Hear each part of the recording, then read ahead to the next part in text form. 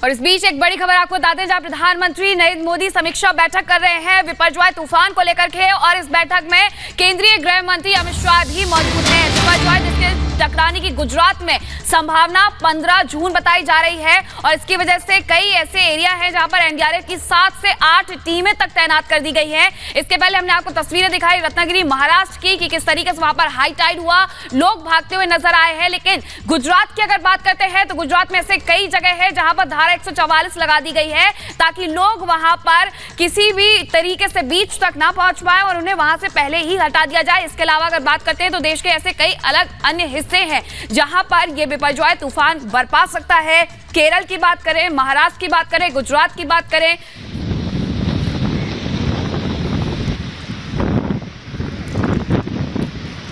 और हमारे साथ हमारे senior executive editor Abhishek Kapoor जुड़ गए। अभिषेक, जिस तरह की स्थिति बनी हुई है, प्रधानमंत्री खुद पर्सनली ये ध्यान रख रहे हैं कि कोई भी ऐसी घटना ना हो और इसका खास ख्याल रखा जाए, यही वजह की रिव्यू मीटिंग खास तौर पर बुलाई गई है।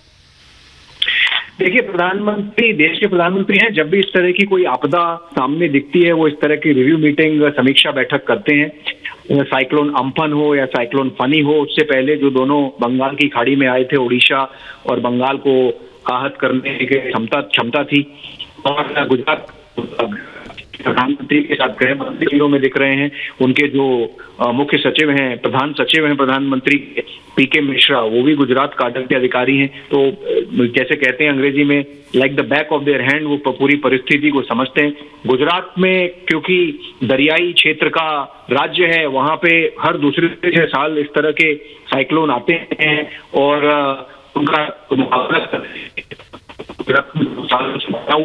फिर भी शिक्षा करके, क्योंकि इनकी बहुत सारी एजेंसीज होती हैं, संस्थान होते हैं और राज्य के होते हैं। फिर कई बार होता है आपदा प्रबंधन में हमारी सेनाएं लगती हैं, army, navy, air force, coast guard होता है, तो तटरक्षक दल हैं। मैसेज करना होता है मछुआरों को वापस आ जाएं।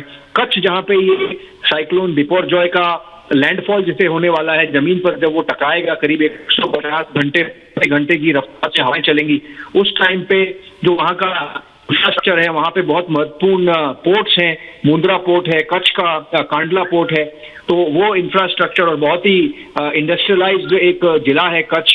तो मांडवी और कराची के बीच में कहीं ये साइक्लोन बिपरजॉय टकराएगा जमीन से, और जब टकराएगा तो 150 किलोमीटर प्रति घंटा की रफ्तार से जो हवाएं चलेंगी, तो उससे जान हानि ना हो, लोगों को निकाल लिया जाए। ये सब की समीक्षा बैठक चल रही है। जिला, उसके नीचे ब्लॉक, तहसील और गांव लेवल तक किस तरह से महकमा काम करे, एनडीआरएफ, एसडीआरएफ, कोस्ट गार्ड आपस में कोऑर्डिनेट करके, और जो भी एजेंसीज हैं, संस्थाएं हैं जो इसमें लगती हैं, ध्यान रखने में कि कम से कम नुकसान हो इस तरह की प्राकृतिक आपदा का, उस सब की समीक्षा बैठक प्रधानमंत्री के साथ कार्यालय के नहीं, जो मैंने बताया है, एनडीएमए, एनडीआरएफ, आईएमडी बहुत महत्वपूर्ण भूमिका होती है। जो हमारा विभाग है वेदर का, उनका क्या इनपुट है, उनका क्या विचार है, किस तरह से ये होगा। टकराने के बाद, टकराने के समय 150 प्रति घंटे की रफ्तार होगी, पर बाद में कितनी,